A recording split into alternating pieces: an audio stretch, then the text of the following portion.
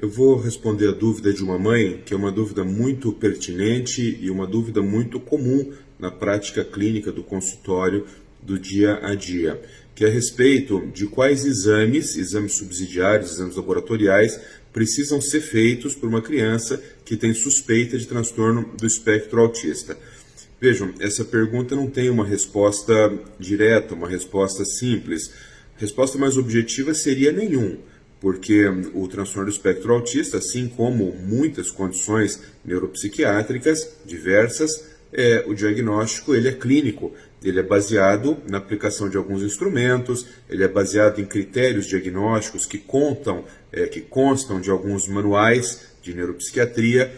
Então, a rigor, você não precisaria fazer nenhum exame subsidiário para esse diagnóstico. Agora, é claro que em condições especiais, em determinadas condições, você precisa realizar alguns exames, não para o diagnóstico do transtorno do espectro autista propriamente dito, mas para se afastar outras condições.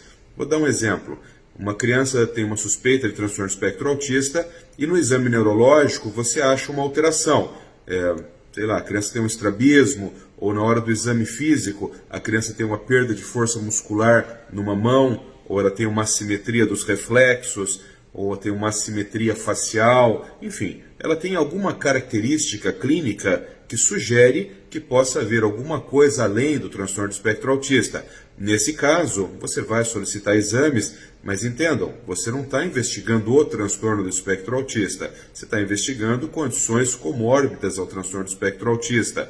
Então, você faz, por exemplo, uma ressonância e você descobre que a criança tem uma pequena lesão cerebral que provoca essa tal da perda de força na mão esquerda. Isso não tem nada a ver com autismo. A criança tem duas condições. Se essa criança também não fosse autista e ao exame neurológico tivesse a perda de força da mão esquerda, você também faria esses exames. Bom, um exame que é relativamente comum da gente pedir, e eu recebo muitos pacientes já com essa investigação, é a investigação audiológica.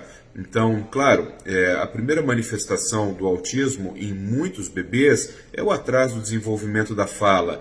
E quando uma criança tem atraso do desenvolvimento da fala, quando uma criança parece mais desatenta, quando a mãe diz que a criança não responde sempre que é chamada, claro que a primeira coisa que os colegas pensam, que os pediatras principalmente pensam, e até a família mesmo, é que essa criança tem uma perda auditiva. Então, se ela tiver uma perda auditiva, evidentemente ela vai ter atraso da fala e evidentemente ela vai ter mais dificuldade de responder quando ela é chamada.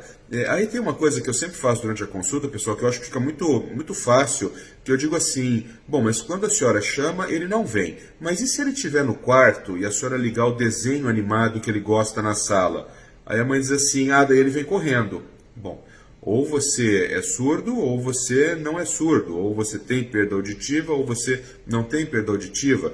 Então, numa circunstância como essa, a mãe, ela mesma conclui, ela fala, puxa, então acho que não tem perda auditiva, né? Porque se quando é alguma coisa que é do gosto dele, ele responde.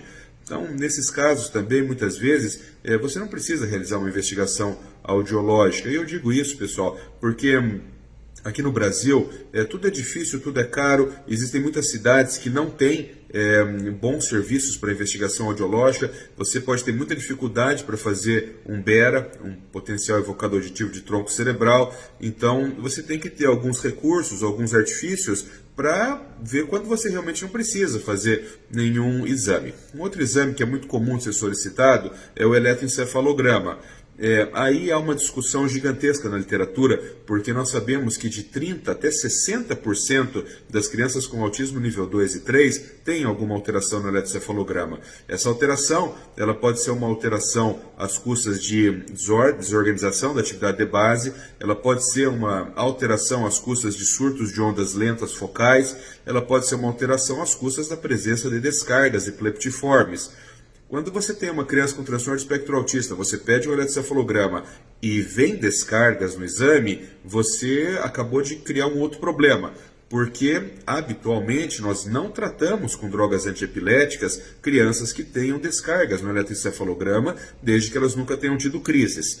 Mas há circunstâncias muito especiais em que essas crianças serão tratadas. Algumas síndromes epiléticas muito específicas que sabidamente cursam com transtorno do espectro autista, que aí então você vai utilizar a medicação. Mas via de regra, a regra geral, lato sensu, é de que crianças com transtorno do espectro autista, sem crises epiléticas, sem diagnóstico de epilepsia, mesmo com eletroencefalograma alterado, nós não devemos utilizar fármacos antiepiléticos. Eu acho, pessoal, que esses 3 exames, a ressonância nuclear magnética, o eletroencefalograma e o potencial evocador aditivo de tronco cerebral, o BERA, são os 3 exames mais solicitados. Então, a regra é assim. Via de regra, nós não fazemos exames subsidiários para diagnóstico de transtorno do espectro autista. Esses exames eles são reservados para um grupo pequeno de pacientes em que você precisa realmente investigar algumas outras condições que podem ser comórbidas ou que podem simplesmente ter ocorrido na mesma criança. Nesses casos, a indicação de exames subsidiários. Um abraço.